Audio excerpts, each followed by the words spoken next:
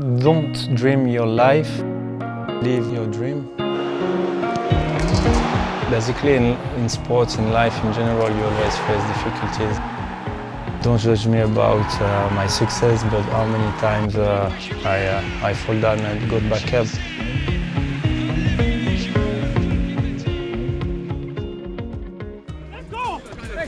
Hi, my name's Damien Hughes. I'm a professor of organisational psychology, a high-performance consultant and an author. With unprecedented access to the Chelsea squad in partnership with Rexona, we're going to find out exactly what enables them to maintain focus and determination to reach the pinnacle of their sport. This week, we get the chance to sit down with Olivier Giroud. We want to find out a little bit more about Olivier and his leadership mentality, and how the weight of a nation on his shoulders affects him, and what motivates him to strive to be the best.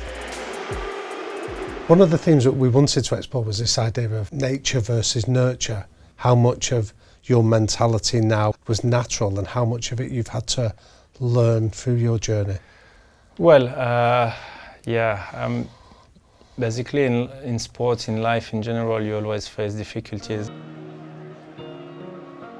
I used to say in media, when they ask me about where does it come from, this mental strength, you know, I always say my faith, because I'm Christian. It helped me a lot, like to put things in certain perspective, you know, and always too positive. I love Nelson Mandela's sentence when he said, don't judge me about my success, but how many times I fall down and got back up. That's interesting because in life, even the best player of the world will tell you sometimes he has to deal with difficulties. Sure. And sometimes even being grateful to have it, because sure. It's always helped you to move forward and to improve in life. What is it that physical movement gives you? How does it make you feel? What are the benefits of it? Having movement in my life is basically very important for my mental health. I feel very good in my body. That's very important to me. And those movements basically gave me much more confidence.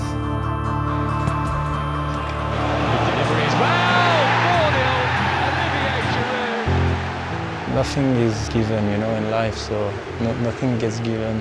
Talking about those difficulties then, you're at that early part of your career when you went down to Istres. That was obviously a time where people had maybe some doubts about your capabilities. Can you share with us how you coped with those doubts? Well, when you listen from your coach that you don't have the level to play in second division, even less in first division, obviously it hurts. Even if it's harsh to say that to a 19 years old player, somehow it helped me to take conscience that it was true. Because obviously you are not ready at this age, and you need to improve your game, you know, and to get tougher. And that's why I took the decision to go to sign for Istres in third division. So I just told him, look, I need to step up, I need to improve, I'm still a young player, I need to go on loan. And he was not really happy, but he let me go, and I had a good year. And after that, one more time, my club, Grenoble, went up in first division, and I didn't want to stay because I knew that I needed another step to reach the first division. You know, I needed to go through the second division, and after, you know, step by step.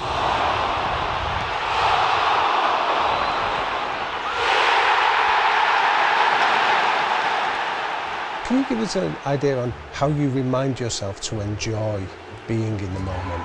Because now I'm almost 35 years old, and I know that it will stop one day, and I will miss it so much. I try to explain to the youngsters, don't waste time, because the career is going so fast.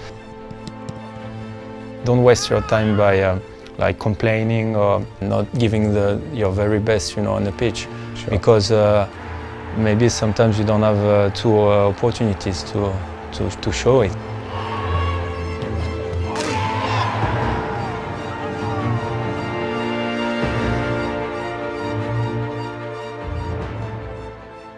I think that's really powerful, and I don't think any conversation that I have with you, we can't mention your World Cup win, the ultimate as a footballer.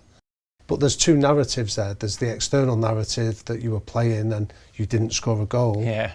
And yet internally, your teammates obviously respected you and valued the contribution that you made.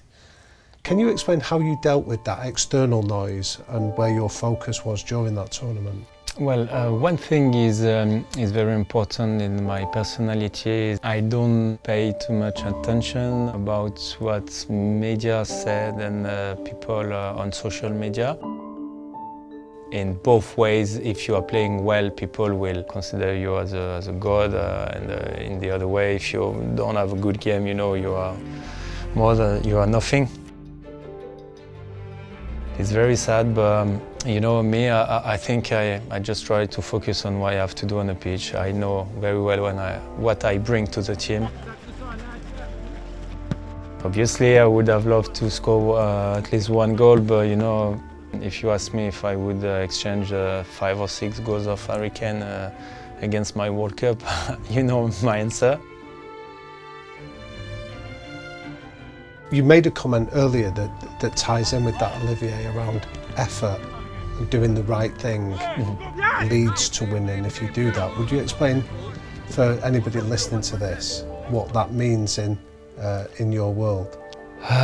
Doing the right thing is being professional, like also give your best at training, having the right mentality, never complain or try to always find the positive, even if in the negative, if I can say. You never lose, you always learn, you know. Yep, I like that.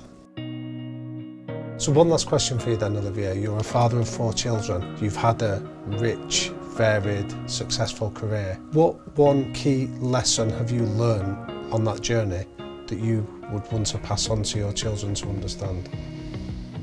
Don't dream your life, but live your dream, something like that. I like that. And with the 3 values also, which I love to remind them, is respect, humility and work. Respect, humility and work. That's brilliant. Giroud! Oh, yes! Back for Giroud! You cannot keep him on the score sheet at the moment! From my conversation with Olivier, I've noticed 3 key takeaways that he uses to keep pushing himself mentally, even in those toughest moments. The first one is the importance of patience, not rushing from one stage to the next, but learning your craft. The second point was about having a sense of perspective. Even when he was on the field for the World Cup final, he reminded himself of how lucky he was to be there that allowed him to cope with the pressure. And the third and most important point was the understanding that life is a journey. Every step we take takes us a step closer to our own chosen definition of success and making our dreams come true. So see you for the next episode of Unstoppable.